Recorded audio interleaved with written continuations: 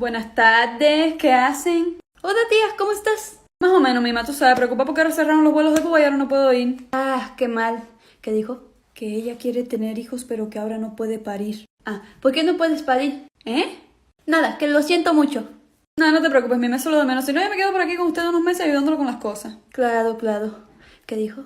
Que te estés tranquila, que solo la apoyes y ella te compra unas rosas. No, tú no te preocupes, tú cómprame chocolates mejor. Mamá, pero eso que tiene que ver con lo que yo te estoy hablando. Digo, yo te compro los chocolates si tú quieres, pero eso que tiene que ver con lo que yo te estoy diciendo. Sí. ¿Eh? Que casi no te entiende lo que dice porque estás comiendo. Pero si yo no estoy comiendo. Ay, chica, tú me tienes confundida. Para mí que tú no me entiendes. Sí, no. ¿Qué diente?